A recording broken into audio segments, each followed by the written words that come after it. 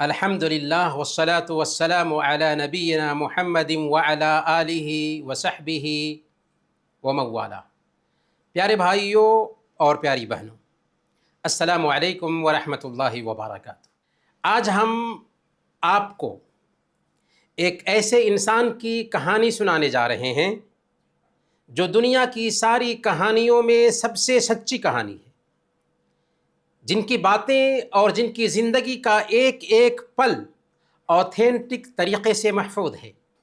ایک ایسے انسان کی کہانی جو اندھکار یوگ میں پیدا ہوئے، پیدا ہونے سے پہلے ہی پتا جی کا دیہانت ہو گیا تھا، اور جب وہ ماتر 6 سال کے ہوئے تو ماتا جی بھی دنیا سے چل بسی۔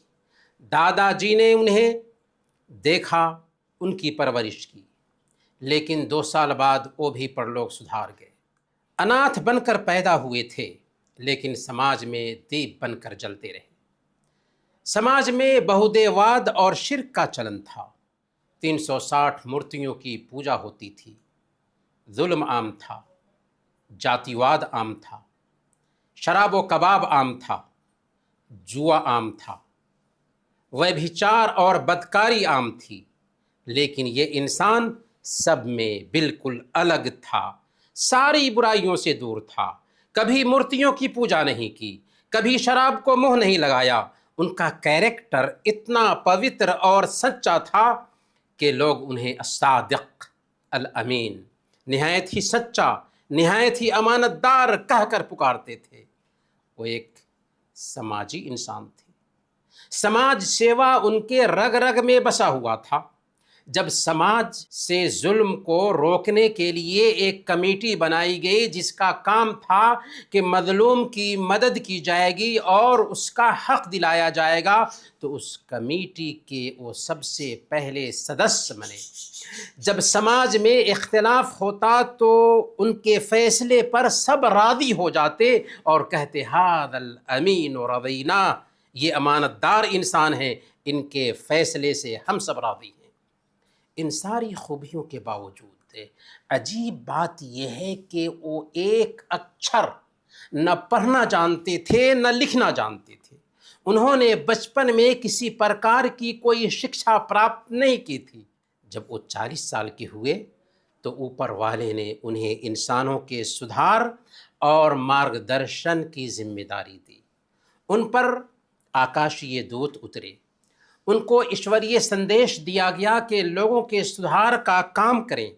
چنانچہ وہ لوگوں کے پاس آئے اور لوگوں سے کہا، لوگوں، اپنے پیدا کرنے والے کی پوجا کرو، جس نے تمہیں بنایا، تمہارے پروجوں کو بنایا، جس نے زمین بنائی، آسمان بنایا، سورج اور چاند بنایا، بارش برسائی اور تمہارے کھانے پینے کے لیے اناج اور غلے پیدا کیے۔ وہ یکتا ہے، اس کے پاس ماں باپ نہیں، اس کی کوئی اولاد نہیں، اسے کسی چیز کی ضرورت نہیں پڑتی، وہ سب کچھ جانتا ہے، سب کی خبر رکھتا ہے، اس لیے صرف اسی کی پوجا کرو، جاتی واد کو ختم کرو، ظلم مٹاؤ اور سب کے ساتھ انصاف کرو، نیائے کرو۔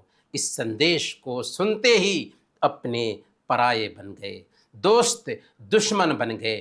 جو پہلے ان کی سچائی کی قسمیں کھاتے تھے وہی انہیں پاگل اور دیوانہ کہنے لگے، ان کو گالیاں دی گئیں، ان پر پتھر برسائے گئے، ان کے راستے میں کانٹے بچھائے گئے اور ان کے ماننے والوں کو ظلم و ستم کا نشانہ بنایا گیا، انہیں ہر طرح سے ٹارچر کیا گیا، ستایا گیا۔ اسی پر بس نہیں بلکہ سماج کے لوگوں نے مل کر ان کا بائیکاٹ کیا۔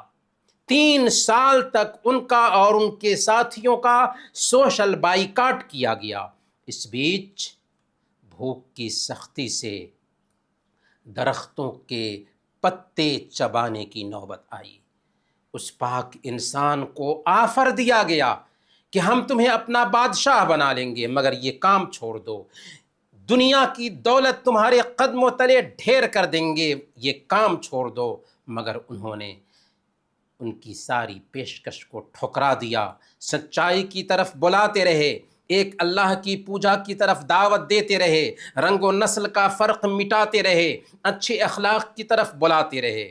جب اپنے شہر کے لوگ ان کو ماننے کے لیے تیار نہ ہوئے تو ایک دوسرے شہر گئے، اس امید سے گئے کہ وہاں کے لوگ ان کی بات مان لیں گے، لیکن وہاں کے لوگوں نے اور زیادہ زیادتی کی، ان پر پتھر برسائے، جسم لہو لہان ہو گیا، بے ہوش ہو کر گر پڑے، مگر اس کے باوجود اس انسان نے ان ظالموں کے لیے بد دعا نہ کی بلکہ ان کی بھلائی کی دعائیں کرتے رہے۔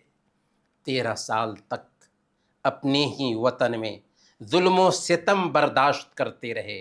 جب پانی سر سے اونچا ہونے لگا تو اپنا وطن چھوڑ کر اپنے ساتھیوں کے ساتھ جان بچانے کے لیے دوسرے ملک پرستھان کر جاتے ہیں۔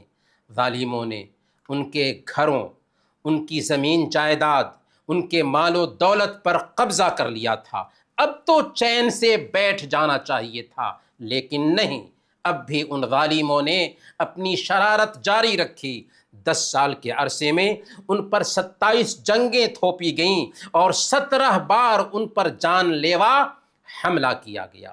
ان ساری شرارتوں کے باوجود ان کے ماننے والوں کی تعداد بڑھتی ہی رہی۔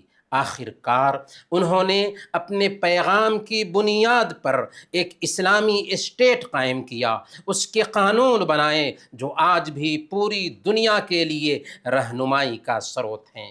پھر وہ دن بھی آیا جب وہ نیک انسان 8 سال بعد اپنے اسی وطن پر قابو پا لیتا ہے جہاں سے انہیں نکالا گیا تھا۔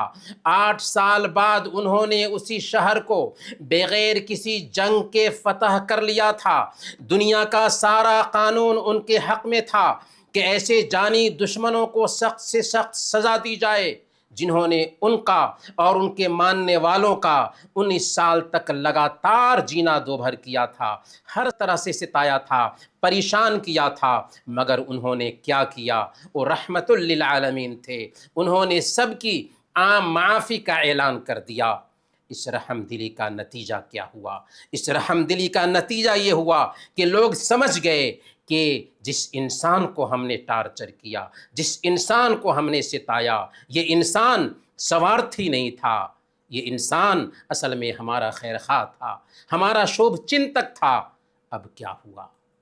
اب وہی جو دشمن تھے دوست بن گئے، وہی جنہوں نے پتھر مارا تھا اب ساتھ دینے لگے، ان کے پیغام کو اپنا لیا، ہر طرف سے لوگ آنے لگے، ان کے سندیش کو گلے لگانے لگے۔